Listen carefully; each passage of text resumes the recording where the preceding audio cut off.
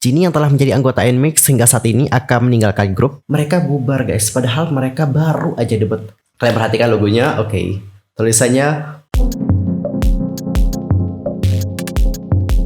Hi guys, I'm Sokim. Welcome back to my YouTube channel. Sekali lagi terima kasih banyak buat kalian yang sudah ngeklik video ini dan juga nonton video ini. Thank you so much. Dan aku doakan kalian yang nonton itu diberikan kesehatan, diberikan kebahagiaan, dan juga God bless you. Well guys, untuk hari ini kita itu akan ngebahas tentang topik-topik yang lagi panas banget diperbincangkan dan tentunya sangat sayang banget untuk dilewatkan. Nah, supaya kalian nggak ketinggalan informasi apapun nih, langsung aja subscribe channel YouTube ini and don't forget to like, comment, and share. Thank you so much. Dan berikut adalah informasi selengkapnya. Well, untuk topik pertama kita akan membahas tentang sesuatu hal yang tidak patut untuk ditiru. Ini benar-benar tindakan yang menurut aku sangat psycho banget sih. Jadi baru-baru ini dikabarkan bahwa ada penggemar yang mencoba masuk ke kamar hotel member Seventeen. Dan pada akhirnya Pledis Entertainment merilis pernyataan resmi.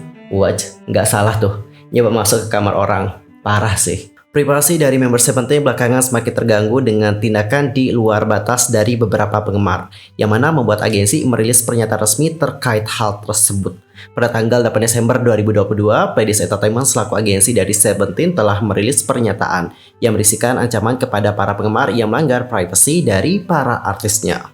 Adapun untuk Pledis Entertainment menuliskan seperti ini, langsung aja kita baca bagaimana pengumuman mereka. Halo, ini adalah Pledis Entertainment. Kami ingin mengucapkan terima kasih yang tulus atas dukungan Anda untuk Seventeen. Oke, di sini Pledis Entertainment sudah berterima kasih kepada kalian yang sudah mendukung mereka. Next, terlepas dari perilisan pemberitahuan sebelumnya, kami masih menyaksikan tindakan tanpa izin terus-menerus dilakukan. Masuk ke ruang pribadi artis selain tempat yang secara resmi ditunjukkan sebagai aktivitas resmi Seventeen. Adapun untuk tempat-tempat tersebut antara lain adalah tempat tinggal, hotel, toko rias wajah dan rambut. Ini maksudnya salon ya. Salon tempat make up dan juga tata rambut. Dan pelanggaran privasi artis di dalam zona keamanan bandara.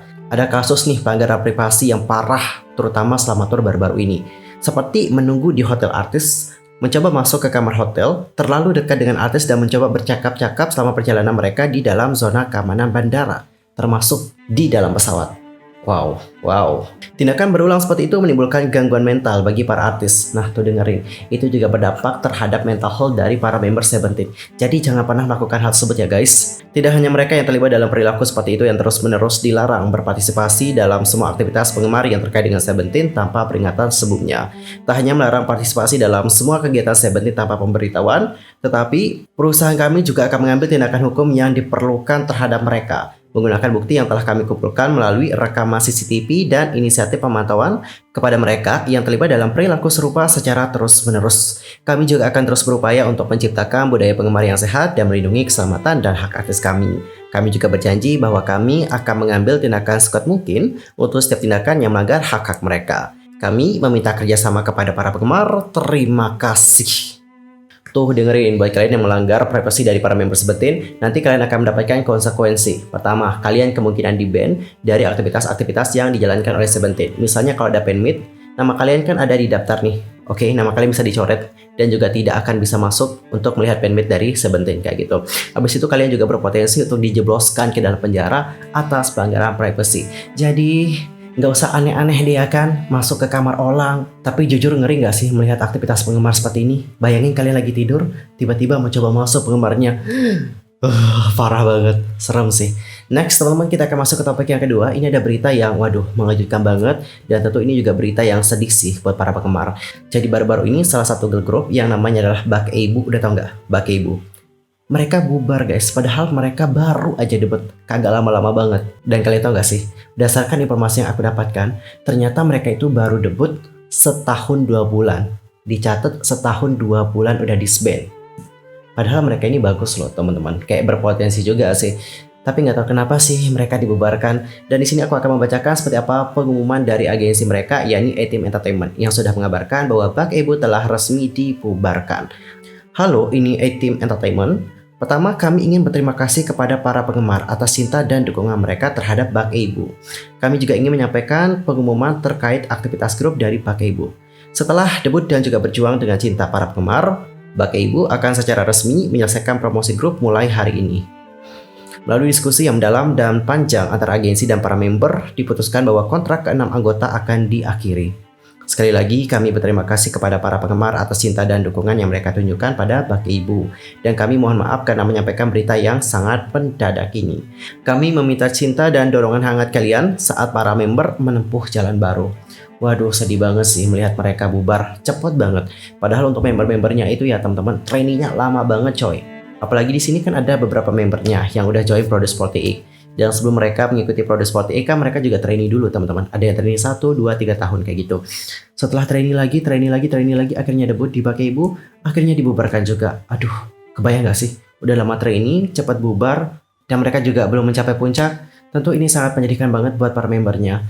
Well, kita harapkan yang terbaik saja buat para membernya. Semoga kedepannya mereka dapat sukses dan juga bangkit kembali dan juga dapat debut di grup yang baru ataupun menjadi soloist. Keep fighting pokoknya. Sedih sih. Next, kita ke topik yang ketiga. Kita akan membahas tentang boy group dari Jepang yang baru-baru ini menjadi topik perbincangan hangat dari netizen Korea. Kenapa untuk boy group ini menjadi topik perbincangan hangat? Hal itu dikarenakan beberapa faktor. Yang pertama adalah dikarenakan nama mereka. Guys, kalian tahu gak sih apa nama dari boy group ini? Ternyata namanya itu adalah boys group. Boys group guys. Oke. Unik ya namanya ya. Oke. Yang lebih unik lagi adalah bagaimana logo mereka. Coba kalian lihat logo mereka ini. Kalian perhatikan logonya, oke. Tulisannya BG. Yang atas ini itu huruf I guys. Jadi kalau kita baca big jadinya.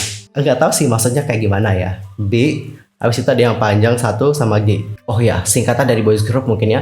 Tapi I fungsinya apa dong? Yang panjang-panjang ini kan kayak huruf I ya teman-teman ya. Huruf I melambangkan tentang apa nih? Nggak tahu juga gue. Tapi honestly ya, aku tuh salpok sama logo mereka. Kayak pernah ngelihat sesuatu gitu. Kayak pernah lihat di mana gitu. Aku lupa ya di mana lihatnya ya. Ada yang masih ingat? Ini kita lihat di mana guys? Entar langsung aja komen di kolom komentar. Dan coba sekarang kita lihat seperti apa reaksi dari netizen Korea setelah melihat nama boy groupnya dan juga setelah melihat bagaimana logo mereka. Oke, untuk komentar pertama ada yang bilang, hah apa? Dia kayaknya kaget ya.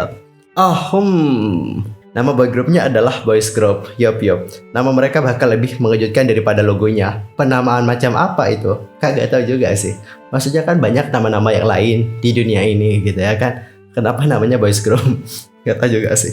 Sialan, saya baru saja kehilangan martabat sosial saya di kereta bawah tanah. Ponsel saya punya kecerahan 80%. Artinya adalah di saat dia melihat postingan tadi, orang-orang di sekitarnya juga akan melihat karena HP-nya juga terlalu cerah gitu. Ngerti gak sih? Dan orang-orang yang melihat kemungkinan punya pemikiran yang lain gitu setelah si netizen ini melihat postingan tersebut. Dan well, gimana nih reaksi kalian? Apakah kalian juga terkam cagia? Kayaknya banyak dari kalian yang juga kaget ya. I guess so. Well, sebelum kita masuk ke topik terakhir, ini ada breaking news yang datang dari NMIXX. Ini beritanya baru banget dan jujur aku juga kaget banget. Jadi baru-baru ini JYP Entertainment selaku agensi dari NMIXX telah mengumumkan kepergian dari salah satu membernya, yakni Jinni. Jadi pada tanggal 9 Desember, JYP Entertainment merilis pernyataan dengan mengatakan, halo, ini JYP Entertainment. Jinni yang telah menjadi anggota NMIXX hingga saat ini akan meninggalkan grup dikarenakan masalah pribadi dan kontrak eksklusifnya telah diakhiri. Kami mohon maaf karena membuat banyak penggemar khawatir dengan berita mendadak ini. Oleh karena itulah, kami memberitahu Anda bahwa NMIXX akan melakukan sebuah kegiatan yang dijadwalkan di masa mendatang sebagai grup beranggotakan 6 orang member. Kami meminta Anda memberikan banyak dorongan untuk Jinni yang akan menempuh jalan baru, dan kami juga meminta Answer untuk memberikan dukungan hangat mereka kepada ke-6 anggota yang akan terus tumbuh dan berlomba menuju impian mereka. Sekali lagi, kami meminta maaf kepada para penggemar yang telah memberikan NMIXX begitu banyak dukungan. Terima kasih. And for your information bahwa NMIXX melakukan debut mereka sebagai grup beranggotakan 7 orang member pada bulan Februari di tahun ini. Jinni, aka Choi Yeonjin yang lahir pada tanggal 16 April 2004 memegang posisi sebagai vokalis, rapper, dan juga dancer di NMIXX. Dirinya bergabung dengan JYP Entertainment pada tahun 2016 dan sebelum debut bersama dengan NMIXX, ia juga pernah muncul dalam video musik Lucky Charm 2PM Nikon. Titik charming point dari seorang Jinni adalah penampilan panggung. Ia juga memiliki keahlian yang hebat dalam menari. Ia juga menyebut bahwa dirinya mulai menari karena saudara sepupunya pergi ke akademi tari. Dan untuk informasi tambahan, ia juga dekat dengan Yeji dari ITZY.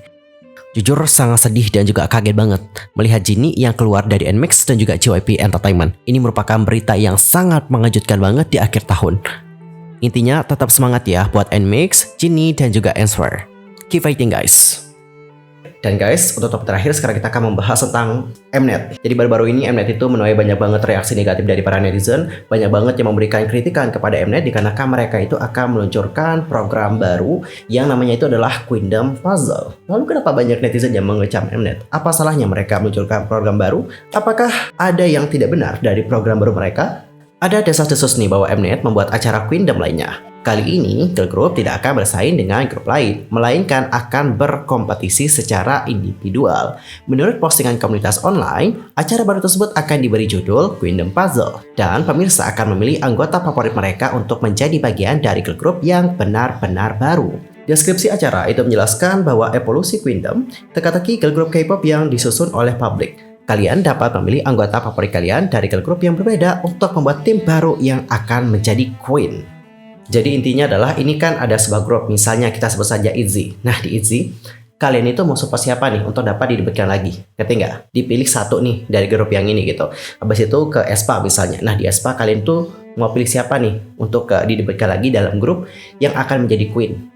Kayak gitu teman-teman. Udah paham tentang konsep dari acaranya kayak gimana?